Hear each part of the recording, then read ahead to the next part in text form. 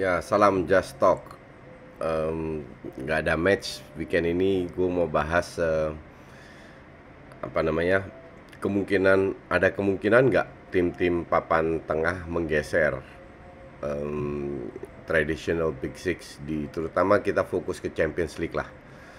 Kayak tahun lalu kita tahu Leicester tereng ranking 2, ranking 3, 2-3, 2-3, 2-3 jeblok. Oke. Tahun ini apa yang berubah? Kita lihat banyak tim yang bisa saling mengalahkan. Traditional papan tengah itu untuk gue di luar Big Six ya. Everton, Leicester yang sekarang mungkin punya peluang. Everton, Leicester, apalagi ya, Wolves. Ya mungkin tiga itu ya. Everton, Leicester, Wolves. Gue nggak ngelihat karena tim kayak Sheffield yang tahun lalu bagus, jeblok juga. Kita bahas tiga tim itu dulu lah. Terutama Everton. Kok bisa Everton seperti itu? Oh ya, sama Aston Villa juga membahas dikit. Mulai dari Everton dulu. Everton itu tiap tahun selalu beli banyak pemain. Mereka jual pemain bagus kayak Ross Barkley gitu. Tapi mereka beli banyak pemain sehingga tiap tahun mereka keluar banyak duit. Cuman ya di sini kita bisa setuju atau enggak. Mereka beli, let's say dengan dana 200 mereka beli 8 pemain yang untuk gue itu pas-pasan. Ya, orang bilang ya kan banyak pemain Barca. Ya pemain kayak Yerry Mina, Andre Gomez, Lucas Digne di kiri. Di Barca itu mereka nyaris tidak digunakan, nyaris tidak bermain, sekali-sekali doang. Dan feeling gue mereka memang dibeli untuk dijual lagi dengan harga bagus, dan terbukti itu juga salah satu income dari Barca. Yang bikin gue lebih bingung lagi, lu beli Iwobi 40 juta. Ya, kalian nilai sendirilah. Untuk gue, kalau gue bilang kalau Iwobi gratis ke Everton aja, yang berterima kasih itu Arsenal karena hemat gaji. Tapi ini bisa beli 40 juta. Gue gak habis pikir, asli gue gak habis pikir. Nah anyway, yang bagus untuk gue itu ya si James. Oke, bagus juga mereka bisa memasukkan Ancelotti. Cuman coba perhatikan gaya Everton bermain. Itu old school. Itu Ancelotti banget. Sama kayak Ole. Bermain dengan 4-2-3-1 atau 4-3-3, whatever lah, itu kan sama. Satu playmaker yang merajalela. Kalau si Everton kan lebih ngandelin James, ya kan? Kenapa James mendadak bagus? James itu pemain bagus. Cuman kalau dia harus bermain cepat, dikelilingin oleh semua pemain hebat, dia tidak jadi pemain penting. Di situ dia ngedrop. Kalau gue bilang ini masalah mental issue.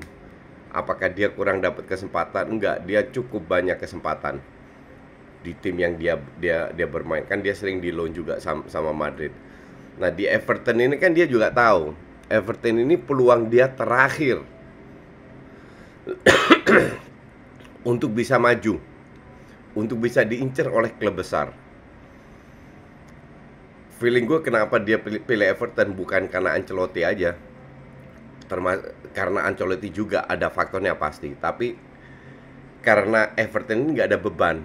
Jadi kalau nggak masuk Big Six of Big Four, nggak masuk Champions League, nggak masalah, santai aja. Karena terakhir mereka main di Champions League itu tahun 80-an kalau nggak salah. Disinilah dia berkembang. Nah pada saat tim lu bermain tanpa beban, ya kelihatan main lepas, dan main nggak jelek. Cuman sangat tergantung oleh sosok James ini. Kayak di MU tergantung oleh Bruno Fernandes. Dan kalau lu lihat Calvert-Lewin, ya gue tidak bilang dia jelek ya, jadi tolong jangan dipelintir. Tapi kalian masih ingat kan Norwich musim lalu, awal-awal musim, yang namanya Puki itu diincar digadang-gadang mau ke MU jadi pemain hebat, nggak main bagus tapi cetak gol bla bla bla bla bla bla, habis berapa match hilang terus degradasi. Apakah ini bisa terjadi dengan Everton? Sangat bisa. Apakah Everton bakal degradasi? Pasti enggak. Oke. Lihat golnya yang dilakukan oleh Calvert-Lewin. Calvert-Lewin bola atas dan jaraknya sangat dekat dengan gawang asal shooting. Bahkan ada yang deflect kalau nggak salah. Jadi dia itu bukan tipikal apa namanya striker kayak Aguero yang punya skill, bukan kayak Lewandowski yang jago dengan bola atas, bukan kayak Benzema, oke? Bahkan bukan kayak Cavani yang baru masuk, bukan kayak Lacazette, tapi dia murni killer. Nah, pada saat lu hanya menunggu bola, lu kill the game. Ya, sehebat apa tim kayak Everton ini bisa menguasai sebuah pertandingan dan bisa memberikan passing akurat kepada Calvert-Lewin? Kan nggak selalu. Maka dari itu, gue expect Everton ini akan menurun. Oke. Sehebat-hebatnya Everton, akhir Oktober tim-tim Big Six ini yang lagi terseok-seok itu udah mulai panas. Karena preseason yang pendek. Kalau sampai akhir Oktober ke Desember masih tidak konsisten, nah mungkin ada masalah tim itu di musim ini. Sama kayak pada saat Leicester jadi juara, terseok-seok. Oke? Leicester sangat tergantung oleh seorang Vardy. Vardy tambah tua bukan tambah jelek, tambah bagus, ya. Tapi dengan gaya bermain mereka, gue udah berkali-kali bilang terlalu berani, terlalu bunuh diri, ya, terlalu bunuh diri. Nah, kenapa gue bilang begitu? Karena mereka ngepresnya itu benar dengan 5-6 pemain. Bahkan di belakang itu sering terjadi celah. Mereka bak bermain kayak City lah, sehingga center back-nya itu sering kewalahan. Lawan Arsenal kelihatan, dan berapa kali kalau lawannya punya akurasi akurat melakukan counter attack dengan crossing, di situ mereka kewalahan. Jadi gue nggak heran kalau mereka sering menang, tapi pada saat momen-momen tertentu lawan tim yang agak bagus, agak smart, drop. Oke. Terus Leicester juga ya bisa mencuri poin dari banyak tim besar, tapi feeling gue juga ya European League lah paling top. Terus Wolves itu juga baru dibantai 4-0 sama West Ham ya. Nggak pernah kita bahas, kalian lupa semua. Sementara West Ham ya gitu, ups and down. Apalagi itu salah satu pemainnya di loan tuh, siapa itu pemain Brazil, Anderson, di loan ke Porto. Jadi udah berkurang kekuatannya di depan karena dia salah satu pemain penting. Nah, Wolves ya, Portugal KW4 ini nggak berubah. Bukan karena nggak ada Diogo, bukan karena nggak ada Doherty, tapi strateginya gitu-gitu aja. Bagus kalau mereka bertahan ngincar counter attack, tapi kalau suruh ketemu tim yang bertahan, mereka mengambil inisiatif, di situ mereka keteteran. Dan tidak ada perubahan yang signifikan sama sekali, ya gitu-gitu aja. Jadi Wolves juga feeling gue bahkan di Eropa aja nggak masuk. Terus kita bahas Aston Villa dan Leeds, dua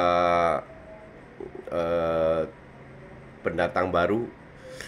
Ternyata Aston Villa itu membeli pemain lebih banyak daripada Aston Villa dan Leeds lebih banyak daripada Arsenal dan MU. Oke. Leeds bermain apa? Leeds sama kasusnya kayak Norwich musim depan. Bermain lepas. Tapi gayanya lebih bunuh diri daripada Leicester. Man to man-nya lebih ketat. Kalau lu mau man to man ketat, tim yang pinter itu gampang ngegeser sehingga membuka ruangan untuk membangun serangan dari tengah. Dan berkali-kali Leeds jebol karena itu. Ya, sekarang mereka beruntung. Kebobolan 3 bisa cetak 4 gol. Lawan Liverpool kebobolan 4 cetak 3 gol. That's good. Cuman lu kan harus berpikir, alangkah baiknya cetak 3-4 gol tidak kebobolan. Dengan sistem kayak gitu nggak bakalan bisa. Pemain-pemain juga banyak pemain muda yang ya lumayan berbakat lah. Tapi mereka nggak bakal bisa tampil full konsisten selama 90 menit. Pasti ada yang membuat kesalahan, dan lawan tim bagus itu akan distrap. Leeds itu sebagai pendatang baru gue masukin ke kategori yaitu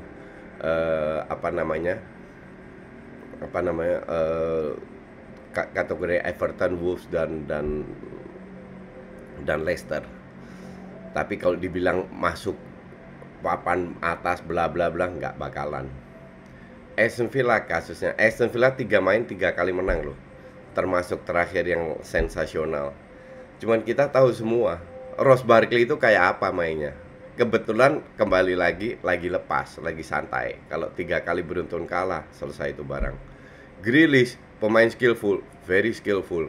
Cuman ini pemain kalau gue bilang, dan gue tahun lalu waktu siaran di TVRI sering komentarin Aston Villa, skill punya, visi nggak punya, ditambah sangat egois. Sekarang lagi bagus-bagusnya, nanti ada masa-masa drop, bisa nggak mereka bangkit? Aston Villa papan tengah oke, atau mungkin di atas degradasi, tapi lebih dari itu enggak. At the end of the season tetap Big Six yang sudah biasa bermain konsisten dengan di bawah tekanan. Oke, kira-kira itu